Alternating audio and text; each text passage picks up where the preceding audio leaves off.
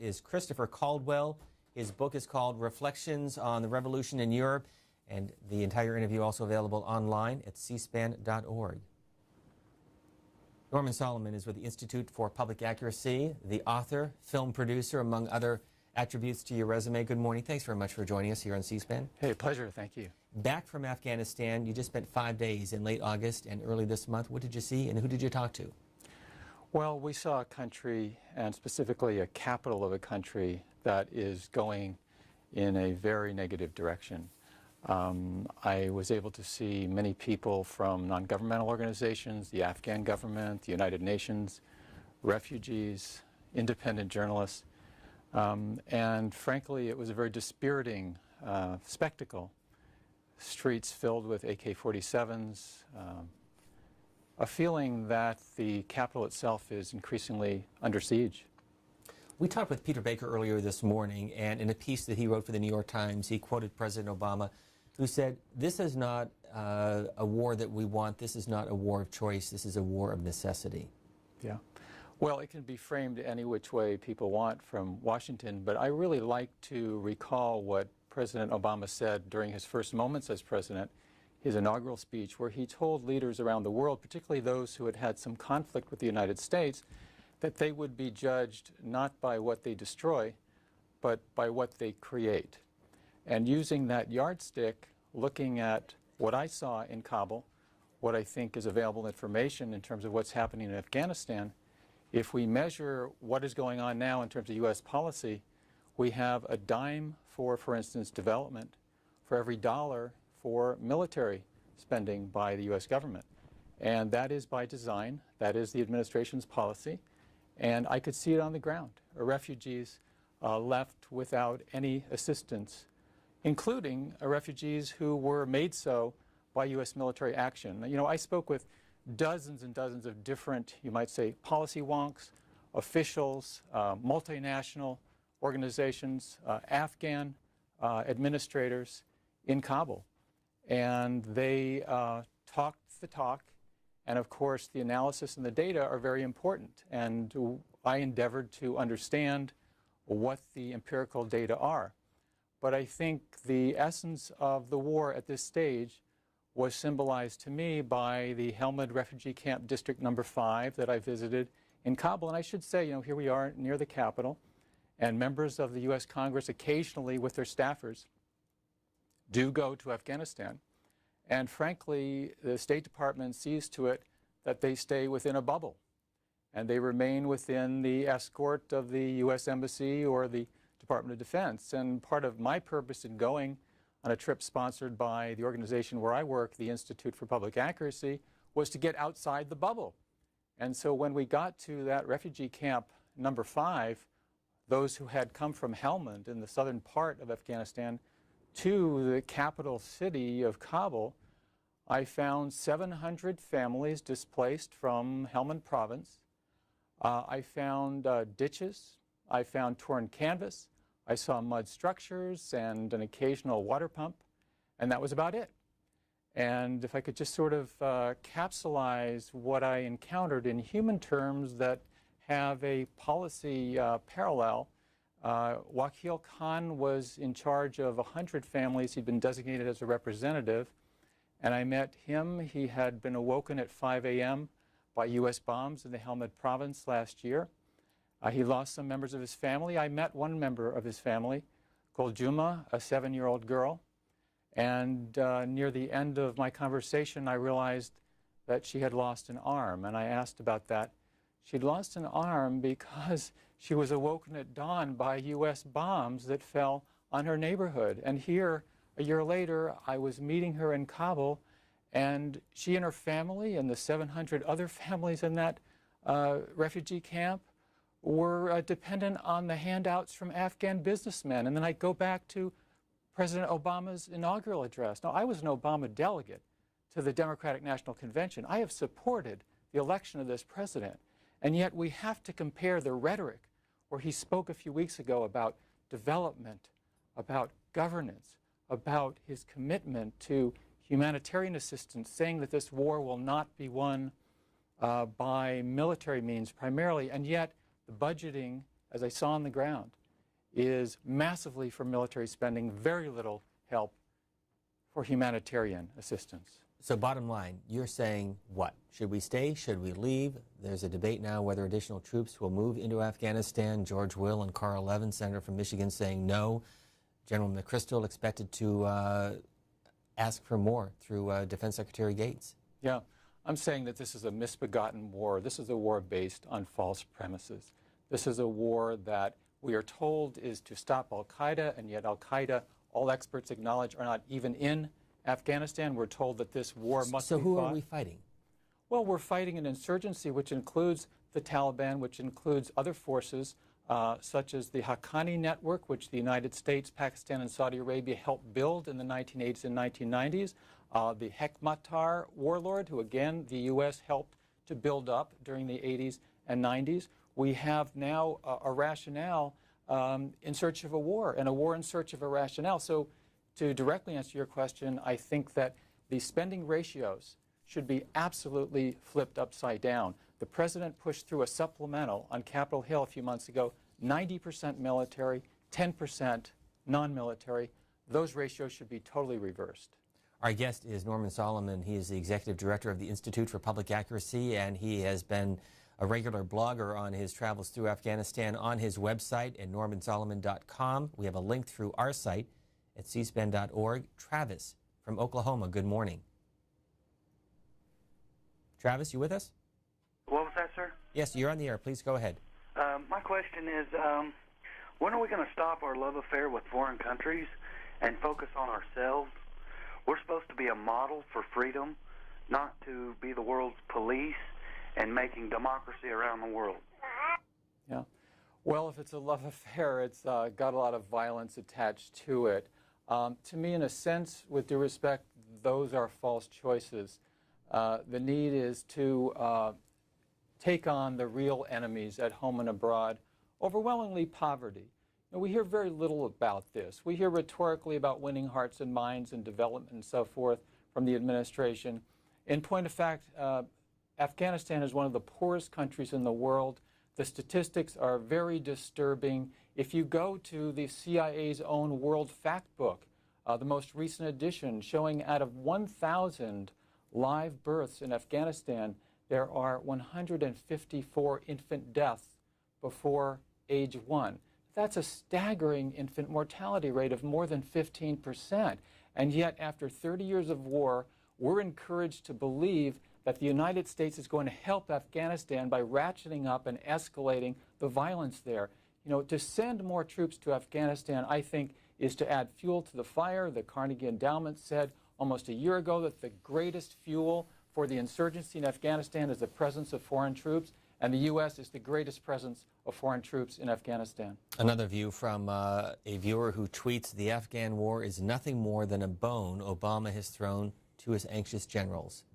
Well, you know, it's interesting because during the Vietnam War, there was a perception, probably quite true, that the generals were dragging the White House into further escalation.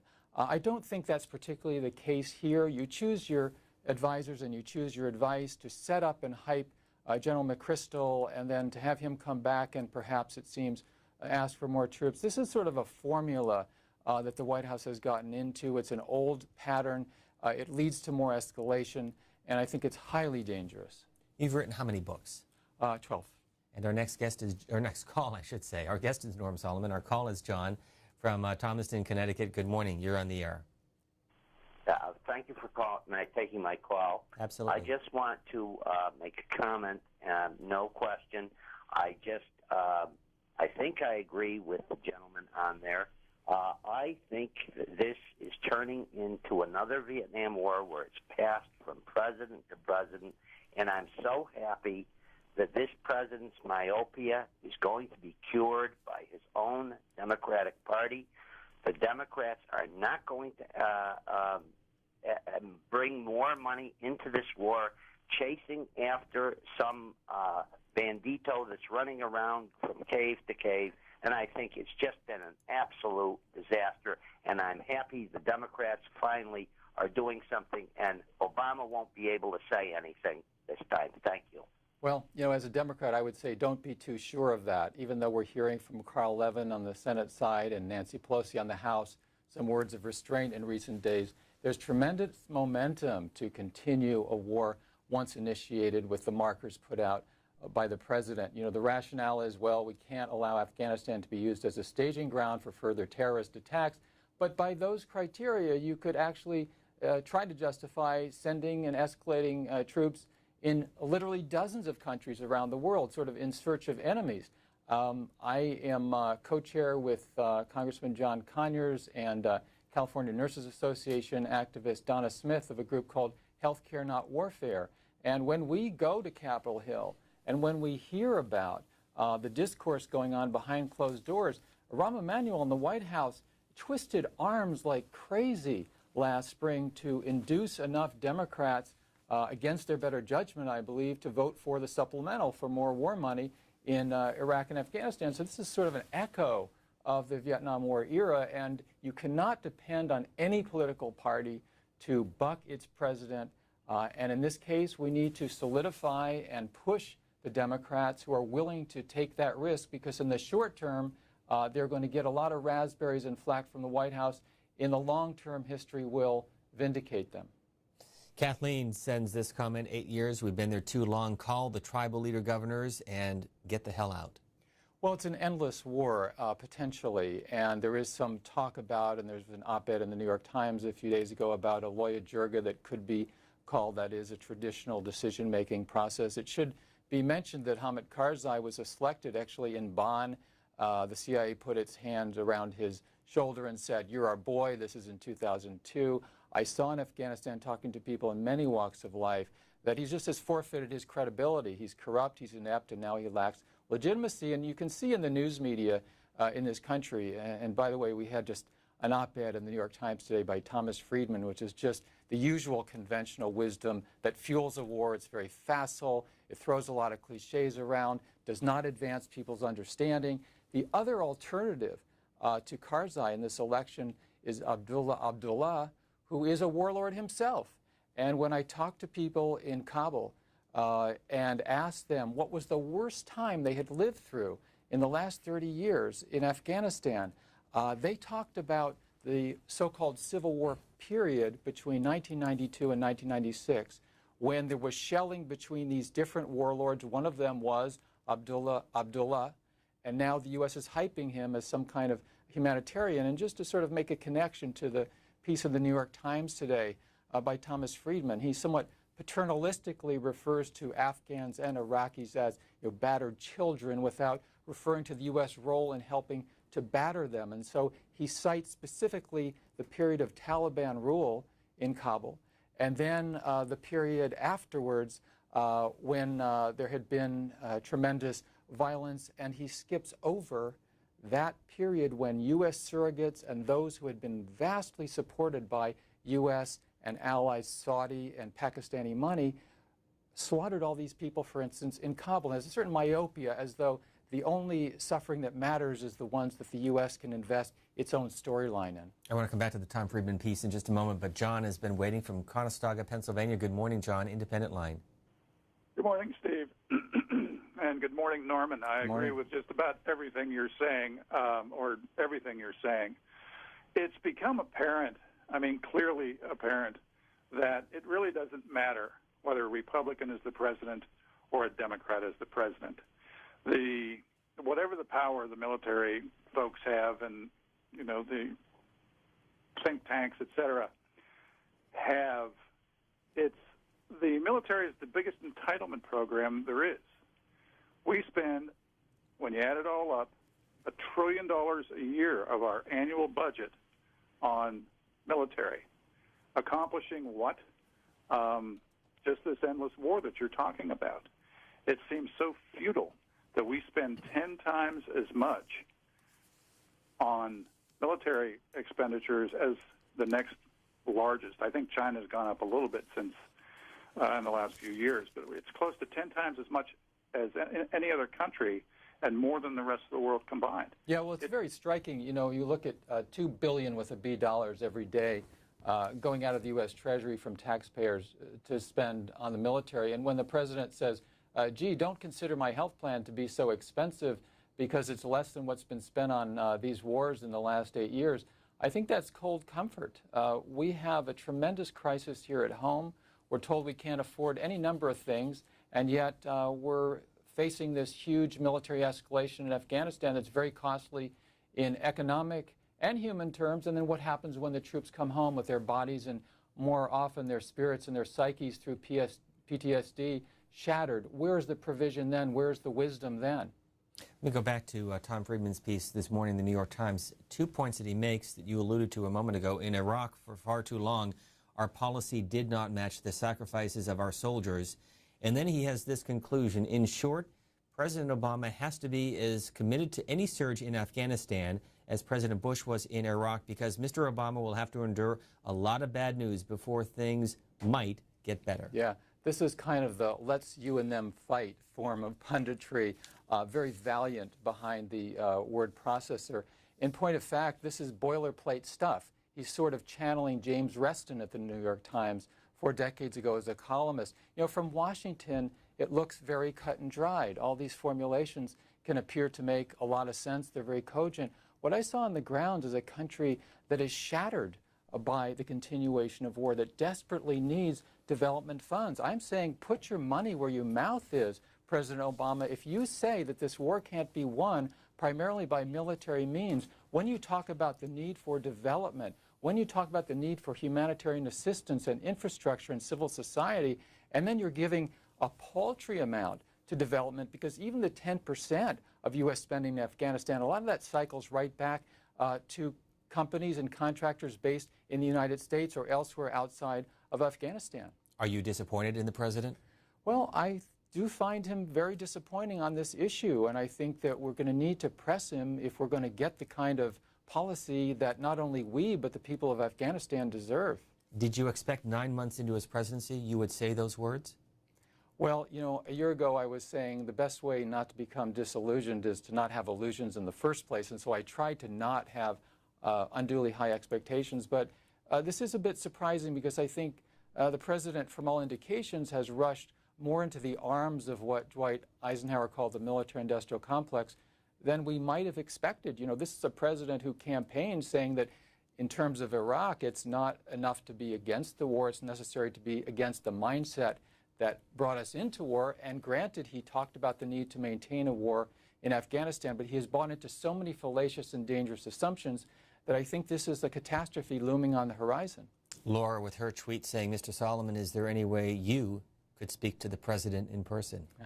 Well, I'm ready for an invitation. I would love to. Lorraine is joining us from Edinburgh, Scotland, a viewer on the BBC Parliament channel. Welcome. Good afternoon to you. Hi, so great to get through. I'm not sure if you can hear me. We sure can. Yes, please go ahead, Lorraine. Very happy to get through. I was hoping to get through last week when you were talking about NHS, the National Health Service over here, because you only had one person call in. She was a Brit, and I thought it might be good to have an American's perspective on this. I've lived here as an expat for 12 years.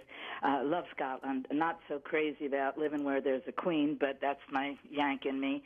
And but the country here is great. I just want to say how wonderful it is to hear Mr. Solomon. I'm going to, I hope you're on Amazon, because I'm going to stock all the libraries over here with your book. People need to know that there is some voice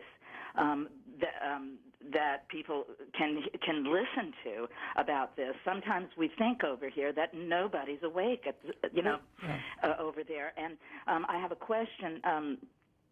Do you ever hear anything about Imran Khan in America? Because he's very vocal here. He's somebody that the Americans could really relate to. He's sort of a Western type of guy. And he says exactly what you're saying, that this is all backwards. We are drawing the worst kind of consequences down on this country, and completely counterproductive from what we say. I'm one of those many, many Americans who voted for Obama. I'm a Democrat, but I voted for Obama because I was scared to death of Sarah Palin. And then I was very disappointed when he appointed Hillary as State Department. I was raised Foreign Service in Let me comment on that, if I could. I think this policy belongs to the president, no matter who he's appointed. And in Britain, by the way, there are 9,000 troops in Afghanistan, as you know, from Britain, and these policy corrections need to be made there as well. In the long run, this is not only about me or some people in the Democratic Party, this is about national policy. And I believe we are very near and maybe at a tipping point where the polls show it, the rumblings on Capitol Hill show it, but the question is whether the president is going to keep doubling up and throwing more resources and human lives into the fire. Jack is joining us from Coconut Creek, Florida, with our guest Norman Solomon, who lives in San Francisco, born, though, in Washington, D.C., attended Reed College in Portland, Maine, the author of 12 books just back from Afghanistan. Jack, please go ahead. I'd like to make both a comment and also a premise, if I may. Can you hear me? We sure can. Okay. Number one, I really totally disagree with Mr. Solomon, and I'm unhappy that he seems to impugn everyone else's motives, but holds his own so sacred. If we pull out of, if NATO pulls out of Afghanistan, and if the Taliban, which is the same as Al-Qaeda, decides to take over and would take over Afghanistan, then we put Pakistan at risk. And once Pakistan is at risk with their nuclear weapons, the entire area becomes a potential fire bed. I may agree with some of the stuff Mr. Solomon says, but I would ask Mr. Solomon, what is his short-term solution? Yeah. Well, first of all, it's not about impugning anybody's motives. It's about talking about the wisdom of the policy. You are absolutely incorrect when you equate Al-Qaeda and the Taliban. The Taliban are all over Afghanistan, as their attacks in the last 48 hours further indicate. Al-Qaeda is virtually not in Afghanistan at all by all expert accounts. The Taliban is Pashtun, it is nationalistic, whereas Al-Qaeda is attempting to be transnational, it's Arab-based, it's highly ideological, it has a world agenda. I think that's a mistake. The destabilizing effects of U.S. escalation in Afghanistan have enormous negative implications for Pakistan, which, as you note, is nuclear armed. So the idea that by stirring things up and kicking the bloody beehive in Afghanistan, somehow we're going to help stabilize Pakistan, I think that's belied by the facts. Our next call is Hank, joining us from Detroit. Good morning with Norm Solomon. Yes, good morning. Good morning. You know, I sit here watching my TV, and I'm ashamed of what you're saying. If we watch what's happening now, we know that Osama bin Laden attacked the World Trade Centers in order to try and destroy capitalism and destroy our system of government. But the Tea Party is doing the same thing. They're doing the work of Osama bin Laden. They're just as dangerous to this country. Well, you know, I don't like to equate any political movement in this country with those who did something so horrible as on 9/11. I would say that we need to seriously examine where the threats are coming from to this country. And the reality is that if you read the history of Afghanistan, you see a thread that out of Washington always thought the enemy of my enemy is my friend. If you read, for instance, Steve Cole's great book, Ghost Wars, you see how the United States sustained the likes of Osama bin Laden and many others throughout the 1980s. And frankly, that mindset today is very much in evidence in the sense that the White House is thinking very short term, a sort of post-Cold War yet Cold War thinking that does not deal with the way in which the United States continues to align itself with butchers and killers, human rights violators, and warlords inside Afghanistan. We're talking with Norman Solomon. He is the executive director of the Institute for Public Accuracy. His website is normansolomon.com. John, with this tweet, the Democratic base wants out, and Obama would love to comply, but I suspect some of the intel has blown Obama's mind, and thus we stay in Afghanistan. Well, you know, if it's intel, it's not very intelligent in the sense that the end game of this is increased suffering and escalation of a war that even on the same terms as counterinsurgency, even accepting that framework, I believe, cannot be won. The Democratic Party, The base is clearly moving against this war, and one of the great ironies now is that the most, quote, loyal Democrats, unquote, on Afghanistan policy are Republicans, and that's not viable for getting the vote out and the enthusiasm out and the canvassers and so forth in 2010 or 2012 for the Democrats. How did you get to Afghanistan physically? What was your movement like? Well, I went with Rick Reyes, who's a former U.S. Marine who fought in southern Afghanistan near Kandahar in late 2001 and then in Iraq. And we flew from San Francisco Airport to Dubai and then from there on to Kabul. It definitely is improvisation where you have to put it together yourself. And at the Institute for Public Accuracy, and by the way, we're on the web at accuracy.org, we're able to do this as a nonprofit organization because of people's support and because we saw the need to develop independent sources of information. And so we flew into Kabul, we arranged the itinerary.